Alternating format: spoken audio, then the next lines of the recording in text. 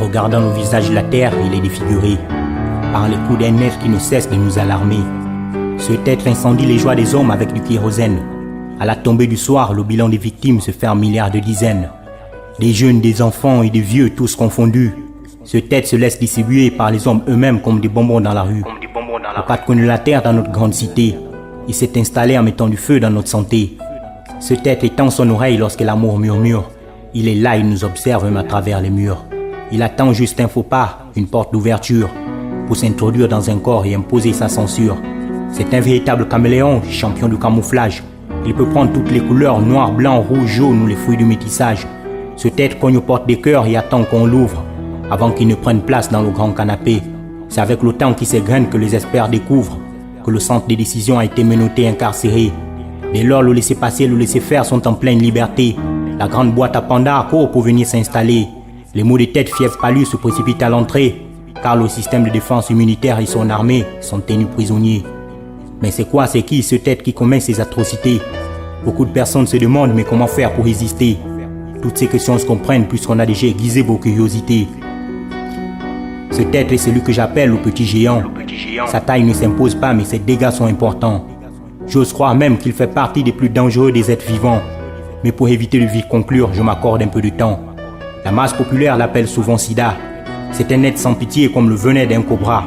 Savez-vous que lorsqu'on marche dans la grande forêt sans chaussures, on peut toutefois être victime d'une dangereuse morsure? À tous ceux qui se lancent souvent imprudemment en aventure, le risque est grand de rencontrer ce tête au pied du mur. À tous ceux qui l'ont contacté accidentellement, ce n'est pas la fin. Vous seriez toujours avant tout des êtres humains. Sachez que le sida ne se transmet pas au contact de main, alors vous pouvez tranquillement dire bonjour à votre voisin. Le sida, pour atteindre quelqu'un, utilise certains moyens. Il peut se cacher dans des objets souillés, des vieilles lames ou des vieilles piqûres, des aiguilles de tatouage sur la peau des blessures, la pédicure, manicure, sans oublier la coiffure. Je vous laisse continuer au fur et à mesure. Mais la voie la plus fréquente est celle du bas de la ceinture. J'espère que ça se comprend lorsqu'on est entre quatre murs. Un homme, une femme, deux personnes dans un grand lit, que l'un d'eux est bien sûr pris par les filets du petit géant et de sa terrible dictature. Le génie de l'homme a mis en place plusieurs possibilités pour résister contre carré, voire stopper son avancée. Envie d'immobiliser la bête, même à distance, on charge le pistolet de 3 balles à grande puissance. La première a besoin de beaucoup de résistance pour surmonter les faiblesses charnelles. Cette balle s'appelle abstinence. Celui qui l'utilise doit attendre l'alliance avant tout contact sexuel. La seconde balle, c'est la fidélité.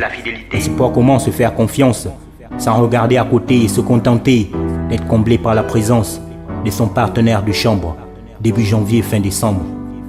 En ce qui concerne la troisième balle, c'est marcher avec prudence, faire appel à la présence de la plus grande vigilance. Le sida ne se lit pas sur les visages, il faut prendre conscience. Lorsque le désir est intense, le préservatif est en 6e sens. Au quotidien, on utilise des objets avec beaucoup de négligence. Il est mieux pour l'assurance de veiller toujours de façon intense, d'utiliser de l'alcool à 90 degrés, même en cas d'urgence, de l'eau bouillonnante de chaleur, ou si vous voulez de l'eau de javel, car il y a trop de dangers en existence. On ne marche pas toujours avec la chance, chaque homme doit éveiller son intelligence.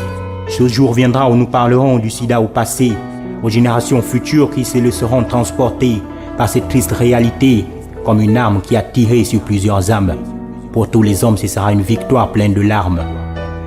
Et dans la même ambiance de ce caractère triomphal, juste te dire prends soin de toi, c'est original Westphal.